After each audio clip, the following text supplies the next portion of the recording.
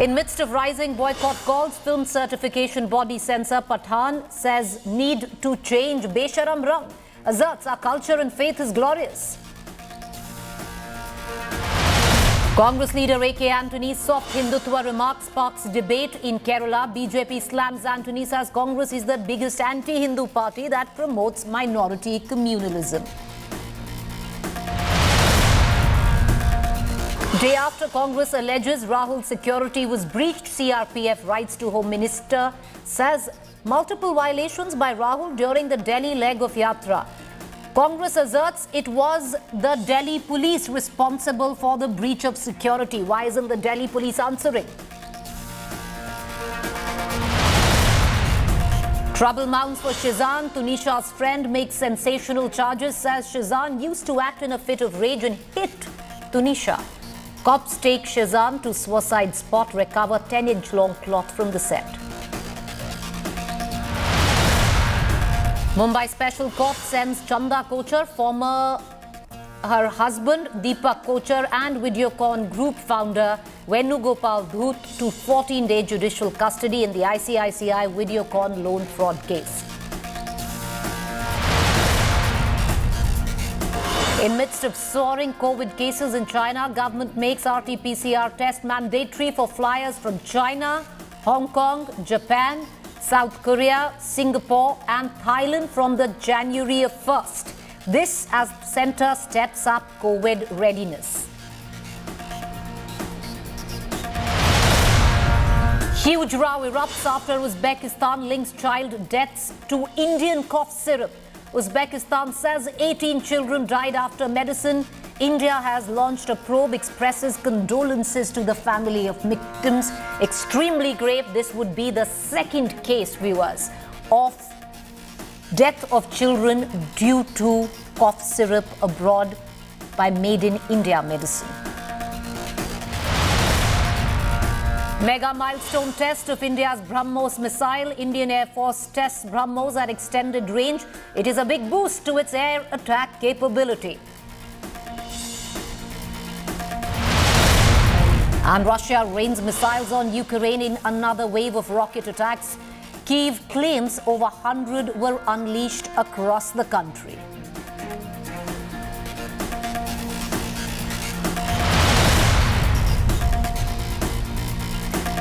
It's a winter of political slugfests, and there's another one that has come at the back of a comment made by A.K. Antony. The two parties, which is the BJP and the Congress, have traded barbs over the majority versus minority politics debate. After senior Congress leader A.K. Antony claimed that Narendra Modi government could be brought down if his party succeeds in bringing majority and minority votes together, the BJP launched a scathing attack at the Congress party. Here's more.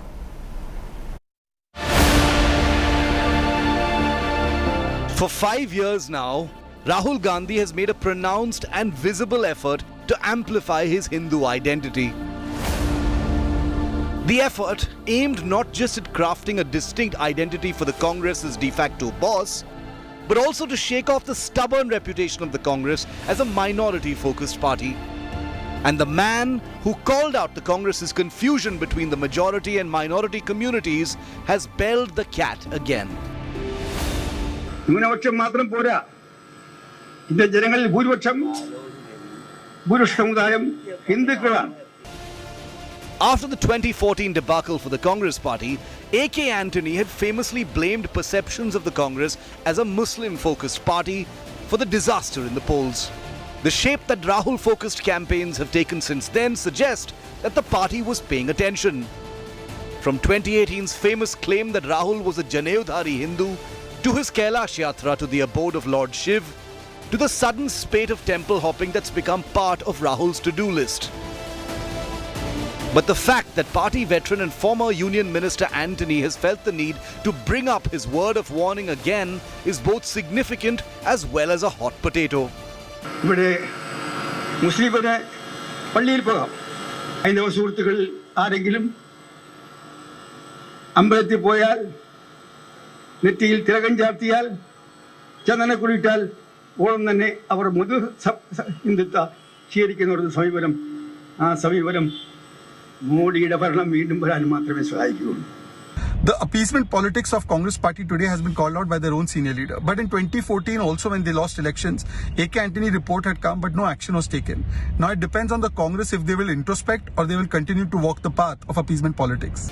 Sniffing an opening to attack, the BJP has launched at the Congress, taunting Rahul Gandhi while he takes a break from his Bharat Jodo Yatra. But beyond the love-hate narrative that leader after Congress leader is trumpeting, AK Antony's advice goes to the root of the Congress's attempted revival. Its first test will be in Karnataka, a state infamous for a communally charged campaign between Savarkar and Tipu, uninterrupted polarization on religious lines, and a vitiated atmosphere in the coastal belt. Can the Congress blur the lines between the minority and majority, or have Antony's words simply darkened them? Bureau Report, India Today. So the big questions that we're asking this evening at 9 p.m. Is this now the Congress's dilemma? Soft Hindutva versus secularism. Does the Congress suffer from the anti-Hindu image? Well, if you remember, Sonia Gandhi had once said that the BJP has successfully created a perception that the Congress is anti-Hindu. Now, is the Congress clueless in the fight against the Prime Minister Modi? And is the battle ideological or electoral? Let's take these questions to our panelists, but before that, I want to cut across to senior Congress leader, Mr. Shankar Aiyar. He joins us live. Appreciate you joining us, Mr. Aiyar. Your views on your colleague AK Antony's comment where he said that Congress needs Hindus, minorities, not enough to defeat the BJP. Is this admittance once again by the Congress that the party has alienated the Hindu vote with minority appeasement? Well, he had said something like this earlier, and when I asked him, he clarified that he was referring to Kerala, where if you exclude the scheduled castes, then the population of the three major communities, the Muslims, the Christians and the Hindus, is approximately the same. Or did he perhaps say that the Hindus then equal the total number of Muslims and Christians together? I don't know what he has said now, but as a congressman, I am a firm believer in secularism. And my own definition of secularism is respecting the right of others to hold religious beliefs that I do not myself hold. And in those terms, I think it is essential for the continued unity of India to respect religious diversity by resorting to secularism as I have defined it. Well, sir, to say that you haven't heard what he said, I'll just reiterate. Mr. Antony has said that your party, which is the Congress party, needs the majority vote along with the minority to defeat the BJP and Narendra Modi. And the fact, sir, is that this is not the first time that he has said it. If you remember, in 2014, in the Antony panel report at the back of your party's decimation then, even then, Mr. Antony, who headed that four-member panel, who filed that report, had stated one of the main reasons for the Congress's rout was due to perceived Muslim appeasement. I have already given you my answer to that comment. I asked him, as I said, very specifically, what was the implication of what he had said, and he replied that it was in the context of Kerala, where he said if you exclude the scheduled caste population, and I presume he included the scheduled tribes in it, then the share of Hindus in the population in Kerala was equal or almost equal to that of the Muslims and the Christians together, and that it was in that context that he spoke. Now, I do not know what he has said on this occasion, but I have affirmed to you what is my belief as a congressman. No, sir, we've heard your belief as well, but I don't want to correct you, but I'm sure, sir, you also know that in 2014, in that four-member panel report that he had filed, which he headed, in fact, was not related to Kerala alone, but the entire country. It's all in the 2014 report, and similar stand this time around as well. I have no desire to get into an argument with my senior in the party, Shri A.K. Antony, All I can say is, of course we need a majority to win. But the majority does not have to be defined or determined in religious terms, in terms of religious communities. We need a majority on economic policy. We need a majority on foreign policy. We need a majority on social policy. And that requires a combination of all the different communities of India. So we need to go forward as one people, and it is in those terms that I would look upon this question. I do not think it is necessary to stir a completely unnecessary controversy as to whether what he meant or what I have to address is the question of the majority community. That would be to play straight into the hands of the BJP. So no, I'm not looking for you to create any controversy. Just want to know your points of view, which at least for now seem to be contrarian to your own party colleague, Mr. A.K. Antony. I just want to ask you, sir. So you personally don't think you or the party in general is paying an electoral price of, if not direct, but at least perceived Muslim appeasement? Well, my answer to that is that it is the BJP that is attempting to appease the majority, and they have not succeeded, because it would appear from the figures of the 2014 and the 2019 elections that at least half of the Hindu community is not voting for the BJP, for they only have about a third of the votes of the country, whereas the Hindus constitute about 80 to 85% of the Indian population. So it is they who are involving themselves in the politics of appeasement vis-a-vis the Hindu community, and we should be avoiding all these religious divisions and attempting to take matters forward by treating all Indian citizens as Indian citizens above all. All right, so Mr. Aiyar, let's rule out with what Mr. A.K. Antony has said now and in 2014 and that entire report that was filed. So what, as per you, explains your electoral decimation or the rise of the BJP in the Hindi heartland or the title of the Hindu Hriday Samrat for the Prime Minister Modi? I completely disagree with you. I completely disagree with you. I just ask you to look at the figures. Modi has never received more than approximately 1/3 of the total vote. Whereas in India, in Modi's time before and even in Mughal times, we were about 80 to 85% of the population. So there's nothing new about India being, in religious terms, a Hindu majority country, but a modern politics is based upon not religious identity, but on citizenship and citizenship rights. So then, if I may, what you have just said, many would also suggest, political analysts would suggest, being a little delusional stance of the Congress or the confusion where you tread that soft Hindutva line and then you come back and say we are secular, yet you will push those visuals of the Janayudhari Rahul.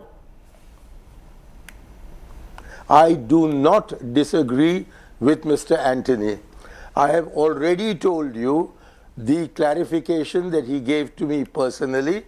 I have not seen what he has most recently said, and I've also added that I have no desire to get into a controversy with him, and I would request you to please take my word for it as to what is my stand, and accordingly you may or may not agree with it, but I do not believe that if we looked upon our electorate primarily in terms of their religious affiliations, we would be doing a service to democracy or our own principles. I have already explained to you that it is citizenship and citizenship rights on which we must fight all elections, whether we lose them or win. Sir, there's no attempt for me to try and create a controversy or pitch you against, your own party colleague, Mr. A.K. Antony. But the fact is, with what you say, sir, differs diametrically from what is the analysis or the understanding of your own party colleague, Mr. A.K. Antony, be it now or 2014. But so therefore, I ask you, as per your own analysis, away from what Mr. Antony's analysis might be, what's the reason for your own party's acute electoral downfall? I do not believe that the Congress's current position, by which I mean the outcome of the elections of 2014 and 2019, is the consequence of an alienation of a Hindu majority. In fact, I pointed out to you, although you don't seem to accept it, that it would appear from the figures for the... Just listen to me. It would appear to me from the figures of the 2014 and 2019 elections that a majority of Hindus did not vote for the BJP. So I don't see why we should be specially cultivating those Hindus who have an imagined grievance. I think we should be dealing with Indians as Indians and make their religious affinities a personal matter to them as envisaged in the Constitution of India. Sir, I'm totally understanding what you're saying, and I am listening to you. But many would suggest the art of politics is to actually reach out to an audience or, you say that a certain amount of Hindus who are not voting or hold grievances which are unfounded. But, I would say, or anybody would suggest that's the job of a political party to hear those grievances and undo them. But I'll give you an example, because you talk about that, that Hindus are not alienated by your own party. But do you at least admit that there is a perception? Ms. Sonia Gandhi herself had once said that the BJP has successfully created the perception that the Congress was a party of Muslim appeasement. Now, that's come from your own leader, sir.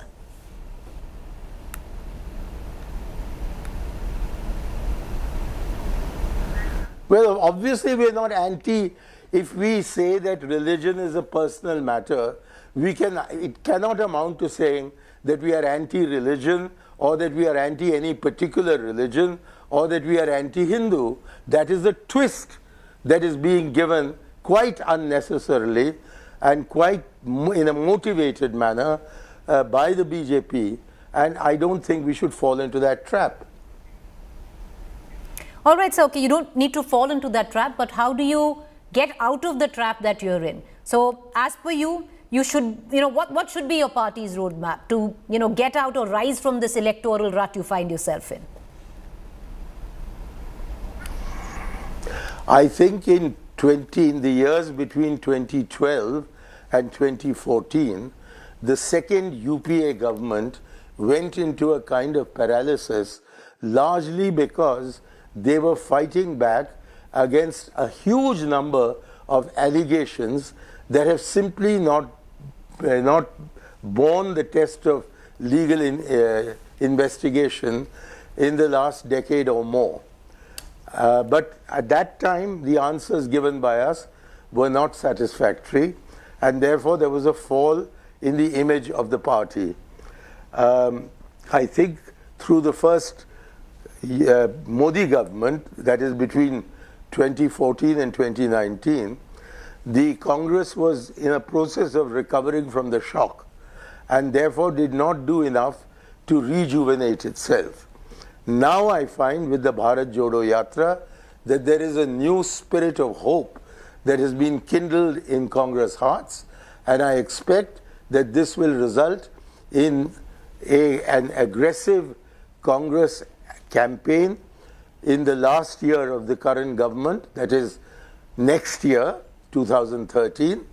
And in my view, the core of that should be ensuring that the 2/3 Indians who did not vote for the BJP, either in 2014 or in 2019, should be united by the Congress with the collaboration of other opposition leaders in such a manner that as much of that 2/3 as possible is brought together on a single electoral platform. All right, well, sir, I wish you good luck with that.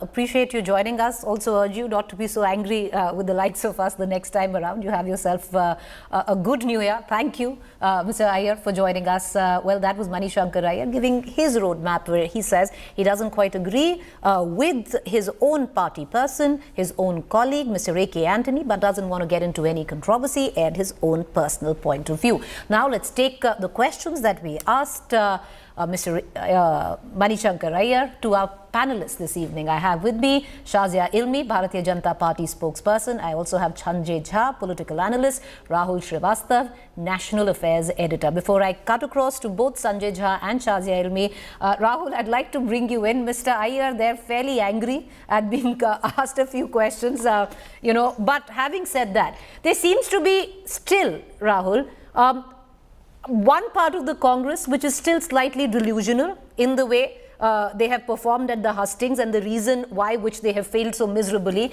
And then there is this other part, like Mr. Antony, who read the tea leaves in 2014, said it then, and is now saying it practically, nearly 10 years down the line. Preeti, the point is not necessarily that the tea leaves were read or not. I think the point here is who read the tea leaves. And when you read the tea leaves, did you analyze that the tea leaves were read rightly? I think the Congress is confused. I think the statement by Mr. A.K. Antony is following a pattern, which I see.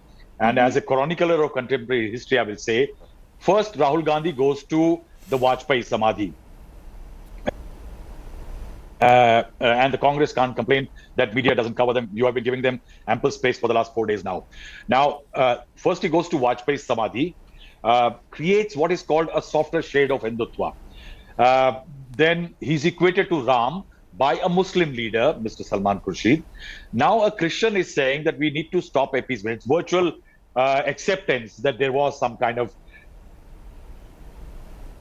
favoring of the minorities or tilt towards the minority, although the minorities will totally disagree. They actually have not benefited anything in the last 70 years. Their school dropout rate, the tuberculosis instances, the poverty among them remains virtually the same. So where does this appeasement element come in from? Eventually, if you go back in history, it's a simple fact that every time the Congress has gone back towards this soft Hindutva, the Congress has suffered or created ground for setbacks. Be it the Somnath reconstruction, where Jawaharlal Nehru was right. He didn't want the government to get involved, but the President of India went for it and other leaders went for it. The placing of statues in the Babri Mosque in 1949, be it the formation of the Bharat Sadhu Samaj, the Congress and the Sadhus got together and the Sadhus went with the BJP eventually. Rajiv Gandhi, after the Shah case, what does he do? Opens the gates for the prayers at the Babri Mosque, allows Shilanyas in 1989, launches this campaign and loses miserably. UP was eventually lost to Mulayam Singh Yadav, not the BJP, not because of minorities. It was because the Congress ignored the backwards. BSP took away the Dalits, the BJP took away the upper caste. So it was the parties who differently ate away into Congress vote bank because the Congress lost its mojo, how exactly it used to do politics in the Nehruvian era. The crisis is, yet again, like 2017, Rahul Gandhi became Janay Udari, Shiv Bhakt. It didn't pay any political dividends. Yet again, the Congress is searching for the Maggie tournament, Rasna flavor solutions, which actually will be detrimental to the Congress's interest because that will put the minorities already pushed in a corner, in a quandary, that one of the central parties of the country is actually talking the tone that we need to talk about Hindus, not minority appeasement. All right, okay. Shazia Ilmi, I'd like to come to you because the BJP is projecting this as a got you moment. Multiple leaders, you've held multiple press conferences, which is calling out the hypocrisy of the Congress when it comes down to majority appeasement only for electoral reasons. But the fact is, Shazia Ilmi, many would also say, what's wrong of a senior party's assessment on what has gone wrong? It's his assessment. Everybody's entitled to an opinion. Well, absolutely. And I cannot agree more with A.K. Antony and his statement, because he is putting in, in the A.K. Antony report, which was submitted in 2014, about what led to the debacle that Congress faced at that point of time, and continues to do so. The statement that he made is a dead giveaway of the kind of politics that Congress party has practiced, that of identity politics and nothing more or nothing less. That it's also a dead giveaway of the complete discrimination and the use of minorities, so to speak, for their vote bank politics. And now the plan now to use the majority to counter that earlier use, because that clearly is not paying off, is also very clear to everybody. So the fact of the matter is, minority, as in Muslim, were used and have been used and hoodwinked into voting for Congress by virtue of their faith, and that's what they remain there for. That is the sole purpose of res or death of being. But having done precious little good for them, they now train their guns when it comes to electoral politics and all the fodder you need to now look at Hindus, that we have not cashed in enough, and clearly this is not working out. We have milked the Muslims, not paying off anymore. Now let's target Hindus, and now let's get their vote. So this is the way they look at politics. So I think it's a dead giveaway, and honestly quite shameful. But there is honesty. I mean, it's almost like a confessional statement of the kind of politics that's happened. And I'm not saying it as just a chronicler of Indian modern history, but as a practitioner of modern, polity, as I do, as an Indian and also as an Indian Muslim. And I want to say that this is exactly what gets me about these so-called secular parties, and I find them horribly communal at all points of time. So this is ultimately the communal party, Congress, which actually is giving its card away and actually exposing themselves for who they are. Something that people like us have been saying for the longest period. All right, okay. Shahzi, I'm going to come to you because, so the charge of Muslim appeasement, whether exploitation is what you seem to suggest, has been laid at the doorstep of the Congress. A similar charge of majority appeasement can be laid at the doorstep of the Bharatiya Janata Party. We'll come back to that. But I want to bring in Sanjay Jha also into this conversation. Sanjay is somebody who was a congressman at one point of time, now a political analyst. Do you concur with the views of Mr. A.K. Antony? Oh, well, Preeti, for the record, I remain a congressman ideologically, and my membership stands suspended, but I remain a congressman. So let me just put this conversation in context. The reason why we are having this political discourse is because of the polarized India that the BJP has created, particularly after 2014. India today has got a religious segregationist policy by the political party in power. And it is evident you don't need more manifestations other than what Pragya Singh Thakur said the other day. So to understand the context of this conversation is very critical. Now, let me tell you what is the Congress's problem. For a party that championed India's freedom struggle, which we all know was, frankly speaking, where all communities came together and fought for liberation against the British, the Congress really led that battle. The Congress ushered in the area of secular democracy. The Congress has won 10 of the 17 general elections, has governed India for more than 55 of the 75 odd years. And what do we have the Congress's biggest political predicament? It is being called as pro-Muslim and anti-Hindu, and the Congress is clueless. Now, let me tell you, for anyone who's a student of political history, they will say, what is wrong with this party? This is the party that has a claim to nationalism that the BJP can never have. This is a party that should ideally wear secularism as a badge of honor. Instead, it is being accused of being anti-Hindu. I mean, to my mind, this is an absurd, atrocious, and absolutely farcical conversation. But the Congress doesn't have an answer. And the answer, therefore, if you even heard my senior colleague, Shankar Aiyar, and I have the greatest respect for him, the Congress does not bite the bullet, Preeti. In fact, you have been insinuating at that yourself as an anchor. Think about the reality that today there is no minority appeasement. If there was, the Muslims would be very much well off, a point that Rahul made earlier. And the point that you made, majority appeasement. Look at the electoral math. Even a child will tell you, and the Congress is not able to do it, that if you want to win an election in this country, you need to win the majority votes, 51 votes out of 100. How can a party that is only focused on 14% expect to win? The logic is very clear that the BJP is actually played a very deadly game of what I call as a malicious communal propaganda. It has painted its principal rival as a pro-minority party. Now, the problem for the Congress is, and as you again rightly mentioned, the answer does not lie in actually flirting with Hindutva light or soft Hindutva. You got to say that, listen, we are a secular country to the best of our knowledge. That's in the Indian constitution.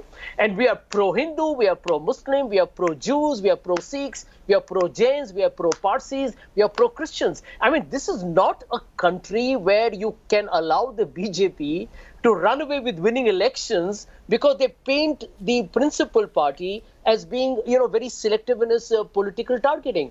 And let me tell you the truth, Preeti. The Congress is not going to win an election, with due respect to Shankar, Aiyar and other people in the Congress, by fighting on inflation, unemployment, death of institutions, a compromised democracy, not an independent media, etc., etc. Unemployment, poverty, everything will pale into insignificance because history has shown that when identity politics becomes visceral, it is so personal and psychological that people tend to overlook these facts. It has been proven in 2019. Raging unemployment, serious farmer crisis, but the BJP keeps winning it. Why? Because identity politics, when you bring religion into the game as a marker, you need to fight that narrative head on. The Congress is not biting the bullet. It needs to address that. So I want to just but that also runs its course. Even if it is religion, it runs its course. There are important rebuttals to be made. Okay, go ahead. Go ahead, Shazia. We heard Shankar Aiyar ji, we heard Sanjay Jha ji.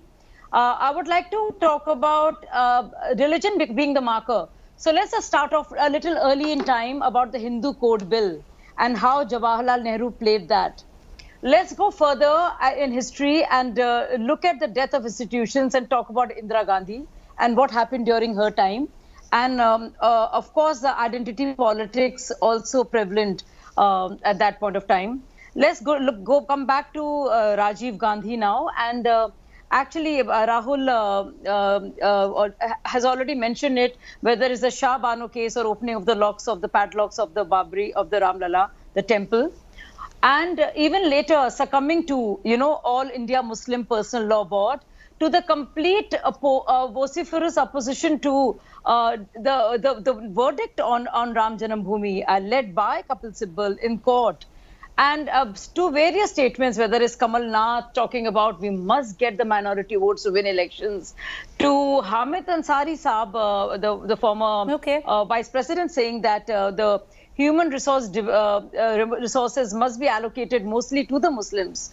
So this is the kind of the religious marker that has been used, and the only marker Shazia, that has been in play. If you're talking about religious markers, then the BJP has been very unapologetic. About other markers. But if you're talking about religious, Shazia, if you're talking about religious markers, then the BJP has been outrightly unapologetic when it comes down to the majority appeasement. And Sanjay Jha, as much as you give me together, because I'm the one speaking on it, right? So collectively, the time. I'm asking you only a question. Shazia, I'm asking you only a question. Keeping all this, I asked you. Keeping all these factors in mind, it's important that we look at the kind of the marker, the parameter, the sole parameter of Congress party's politics was religion. But the fact is, no. But for the first time, we are talking about inflation as an issue. Shazia, may I ask you a rebuttal? Indian identity. Shazia. And blunting of this minority. But when you're talking about that for a party that the fulcrum has been religion. Shazia, I'm asking you a question. I refuse to be treated as just a Muslim. But and this is exactly what they've done. The biggest discrimination has happened. Shazia, may I ask you a question? Hindus is by the Congress party. Okay, Shazia, let me ask you a question. Socio-economic. Can you hear me though? Sanjay Jha must answer. 10 out of 17 elections you won. Madam, can I ask you a question? Why are Muslims so badly off? That is on your shoulder. that I face that guilt at your I'll door. answer that. Miss Why Ilmi, did you as an answer Indian Preeti's Muslim question? Yeah, Miss Ilmi, we'll go across to Sanjay Jha, but now let me ask you a question if that monologue is over, but let me ask you that question. The question is, if you talk about the fulcrum of Congress being religion, you've been unapologetic about your own politics. You know, there's nothing to be ashamed of, but yes, you've been unapologetic about your own politics, which rests on the fulcrum of Hindutva and the majority vote.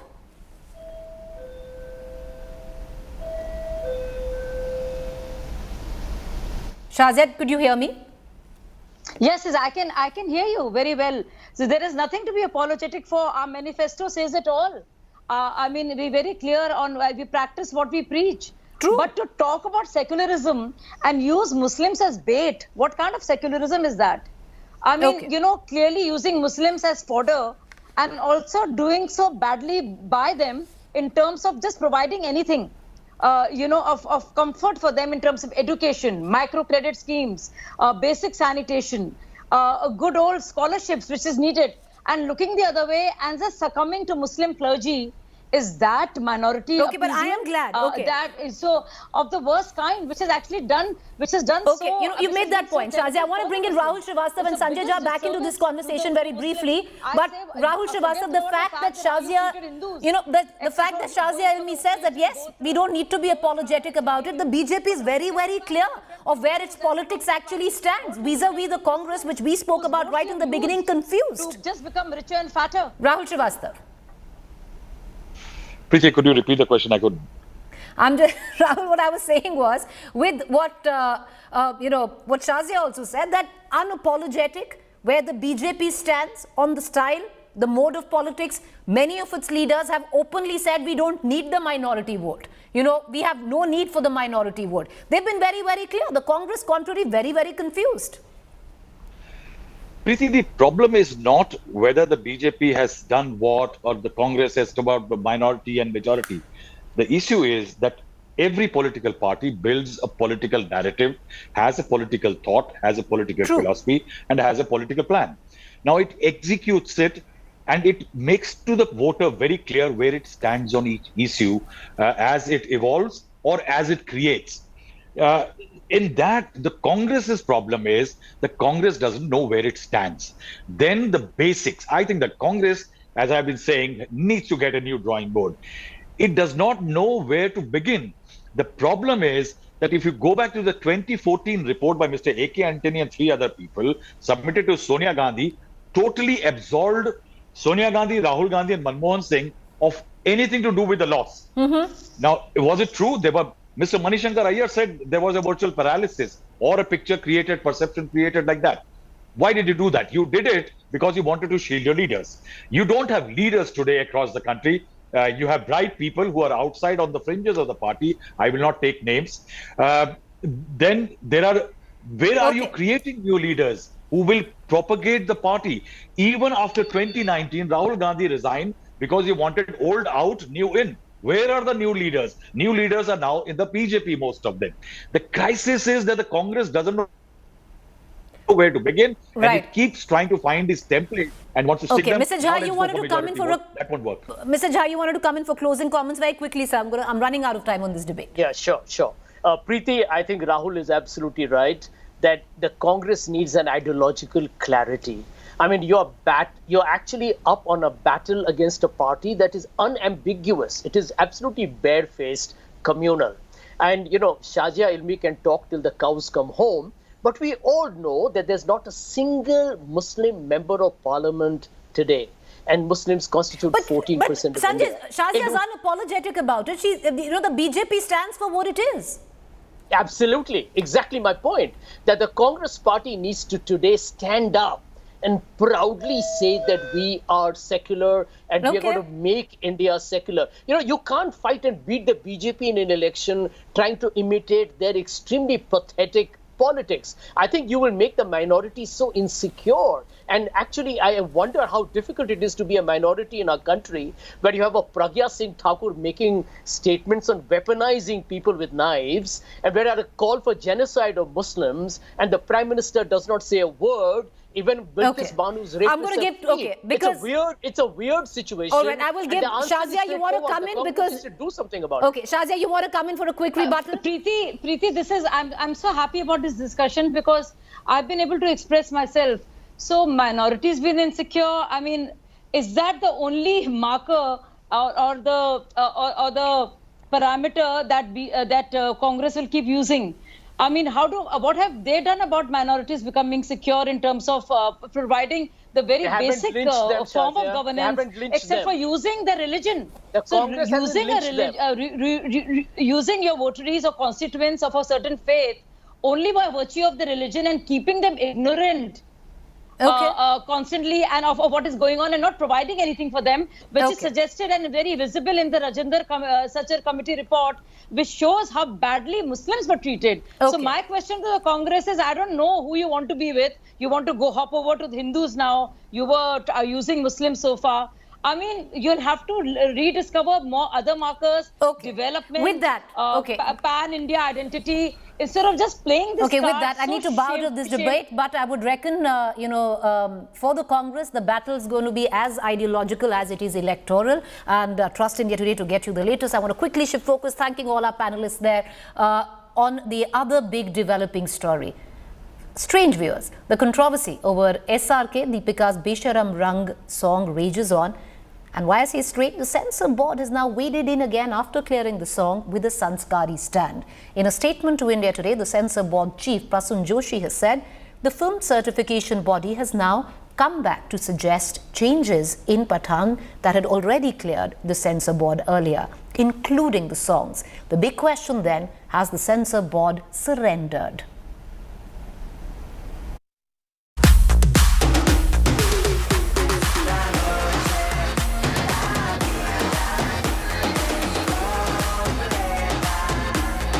A few seconds of this clip from Pathaan's smash hit Besharam Rang continues to ruffle feathers.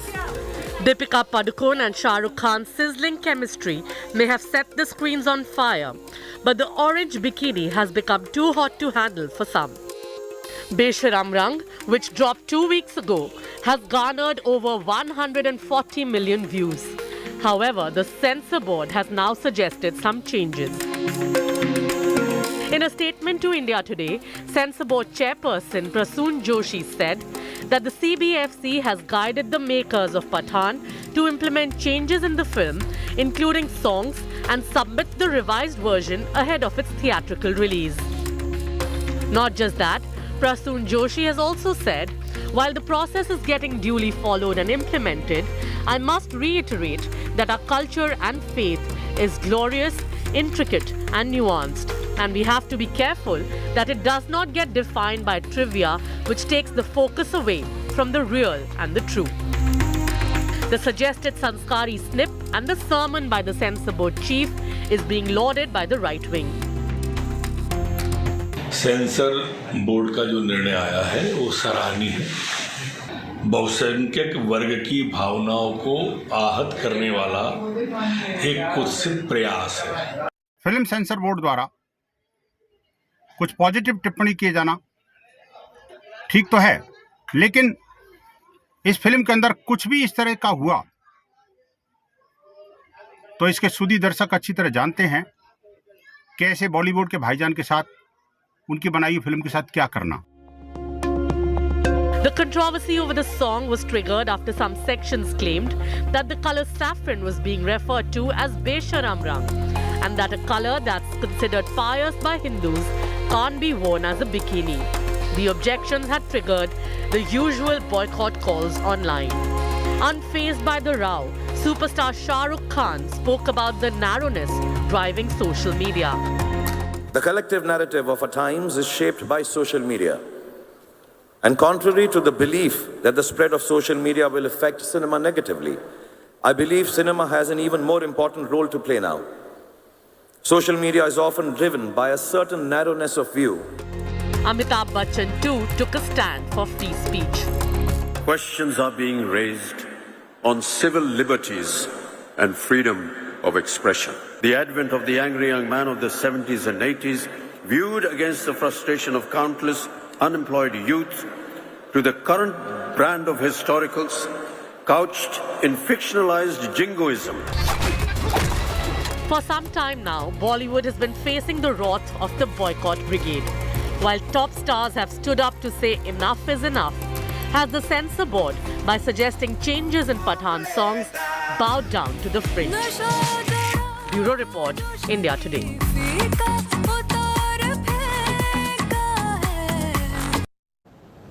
The Mahatma Gandhi National Rural Employment Guarantee Scheme is now at the centre of a political showdown between the TMC and the BJP. The Bengal government claims it is unable to pay workers their dues because the centre has not disbursed funds. Caught in this crossfire are hundreds of daily wagers.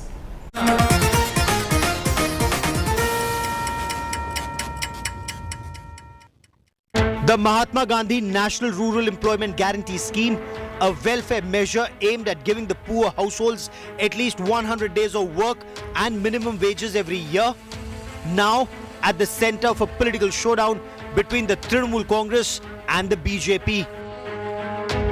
The Bengal government claims it is unable to pay workers their dues because the center has not disbursed funds.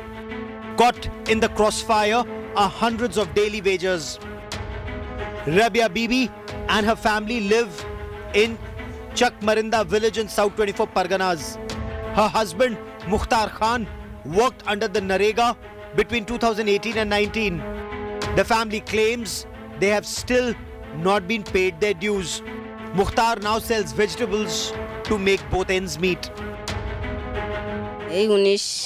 17-18-19 বছর এরকম তো বন্ধ হয়ে গিয়েছে তো কাজ। আচ্ছা মানে 19 হ্যাঁ ওইরকমই হবে। শেষ কাজ করে। হ্যাঁ। আচ্ছা তো সেই টাকাটা কি পেয়েছিল? না পাইনি। কত টাকা হবে যেটা পাবে? তাও আন্দাজ কিরকম হবে কি ঝক্কা টাকা 20-22 বছর বয়স ইয়া তো হবে 20,000 টাকা 22,000 টাকার মতন হবে 22,000 টাকার মতো পাবেন আপনি হ্যাঁ কি বলছে যে কেন দিতে পারছে না কেন দিতে পারছে না সেটাই তো সরকারই জানবে আমরা কি করে জানবো বলো Hakim Khan worked as a Narega laborer in 2019-20. 2 years later, the 41-year-old claims local officials have told him his payment will take some more time. টাকা পাবো আমরা তো জানি না আমরা মুখ্য শিক্ষক লোক যা লিখে দেয় আমরা চলে আসি ওই বেলে এখনো টাকা দেইনি আমরা পাইনি আচ্ছা তো 19 কোটির পরে আর কাজ করেন না sir 2 years ago Saraya Bibi worked under a Narega project clearing land. Now mostly confined to her ramshackle house, the senior citizen is still waiting for her wages.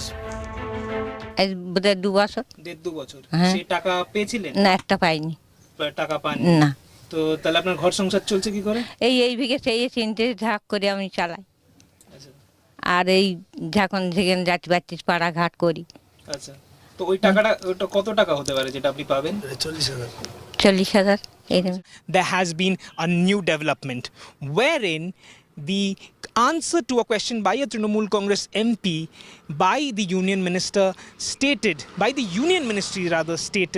that there is a pending amount of rupees 2,748 crores that has to be sent by the centre.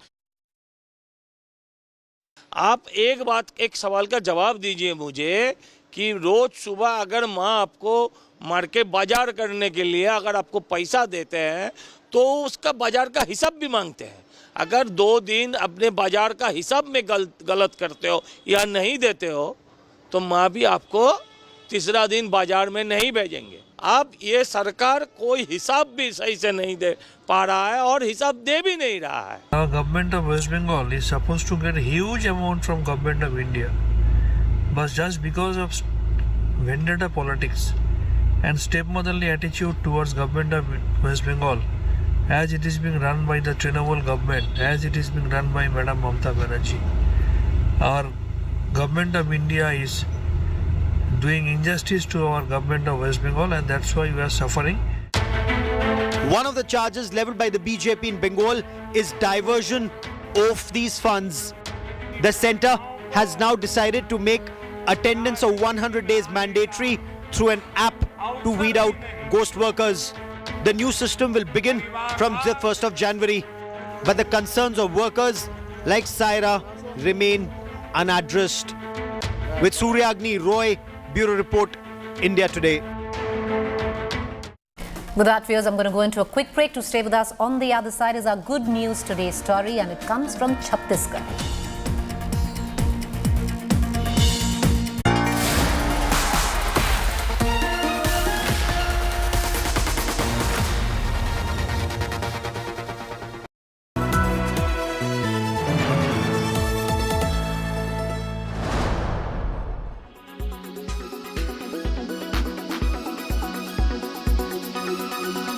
What's new? What are there waiting lines for vehicles? What are we gearing up for the new year? What are some new plans? Could you tell us like a sneak peek into that? So we couldn't supply cars this year the way people wanted. Unfortunately, we didn't do as well as some competitors do in terms of getting the chips.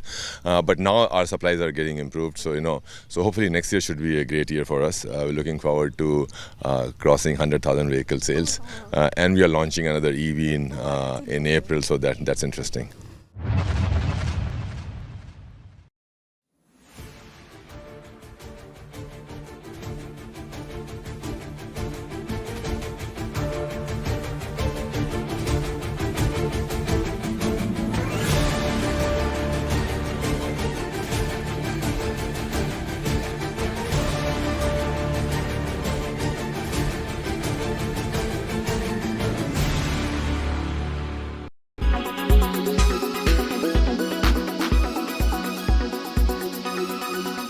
Make your media plan smarter with India Today Live TV on your connected devices. Amplify your brand with 100 million smart internet viewers. To advertise, mail us at sales@aajtak.com.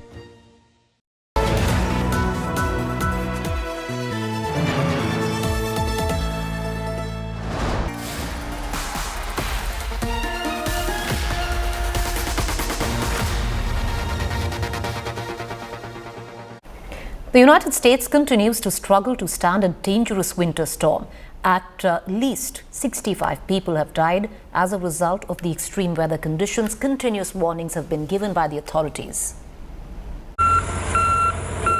Residents of western New York struggled to dig out from under 4 feet of snow on Tuesday, left over from a fierce Christmas blizzard that resulted in more than 24 deaths in Erie County.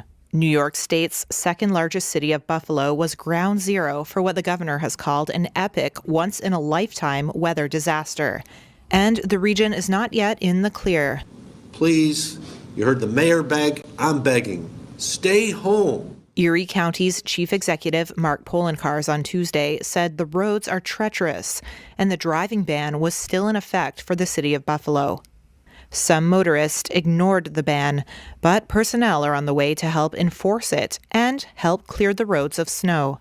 So I have been advised 100 military police are coming in from the National Guard, as well as additional New York State police from other parts of New York, and that the New Jersey State Police are coming into New York to offset the New York State Police that are being moved in here.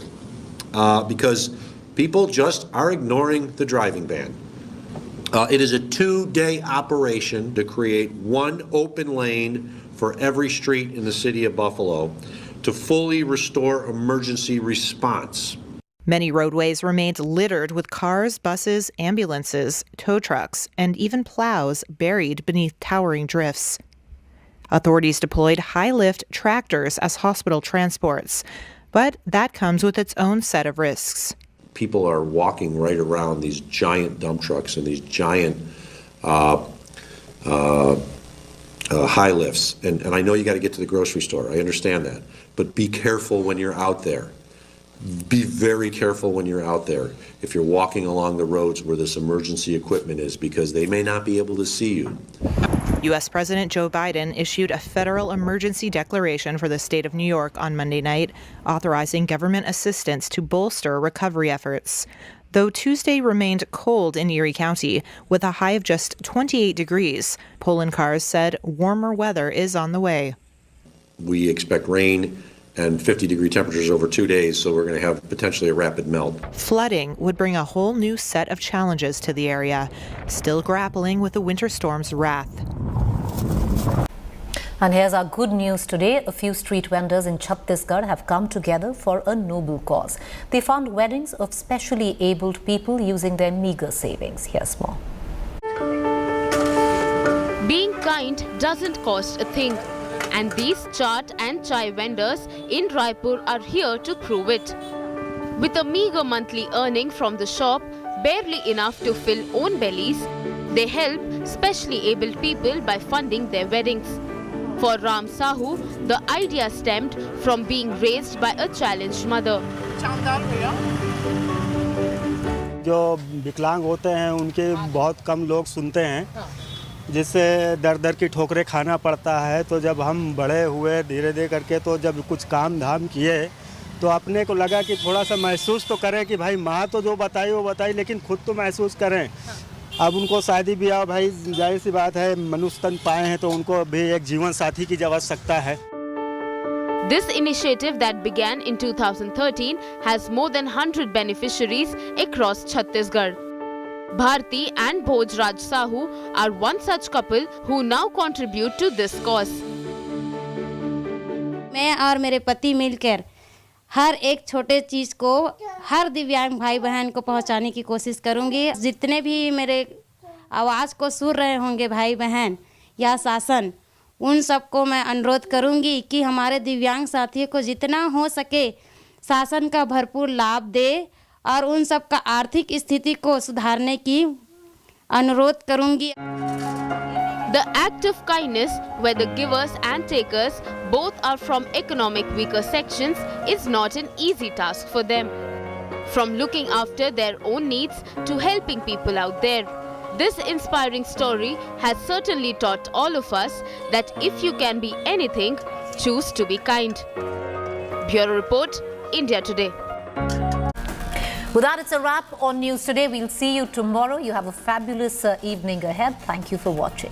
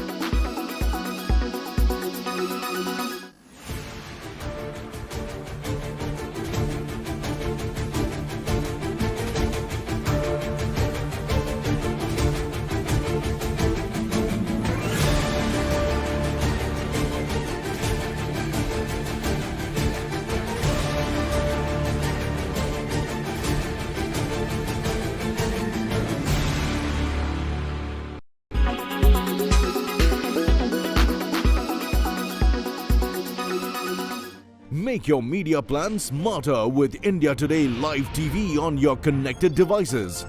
Amplify your brand with 100 million smart internet viewers. To advertise, mail us at sales@aajtak.com.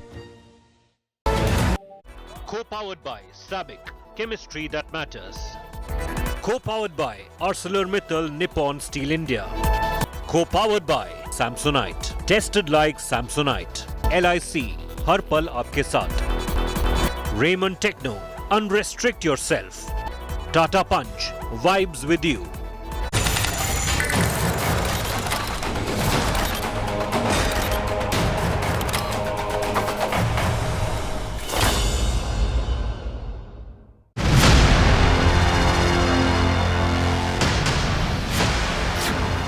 Pakistani terrorists eliminated. Bigger terror plot unravels. Pakistani sleeper cells activated. India Today exclusive news break is our top focus on India First.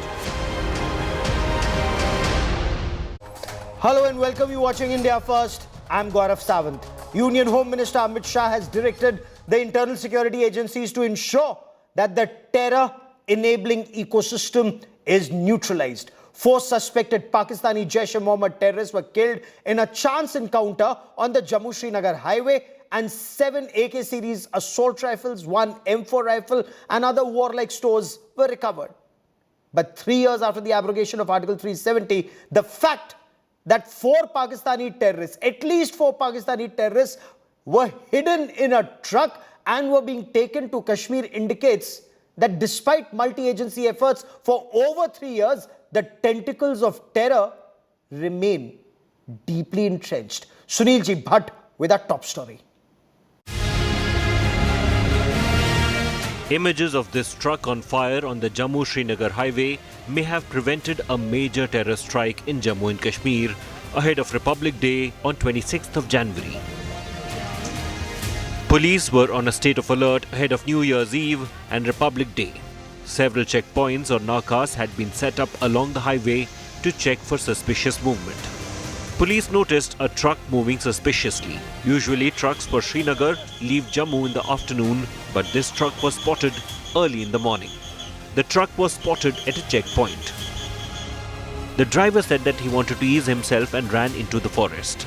And suddenly, terrorists inside the truck opened fire at the police party. The police immediately fired back. The truck caught fire and 4 terrorists were killed inside. The suspected Jaish-e-Mohammed terrorists were carrying large amounts of arms and ammunition. 7 AK-47 rifles, 1 M4 assault rifle, 3 pistols, grenades and ammunition were recovered from the 4 slain terrorists. 4 आतंकी जो truck में थे वो मारे गए। 8 बड़े हथियार बरामद हुए हैं, जिसमें 7 AK-47 और 1 M4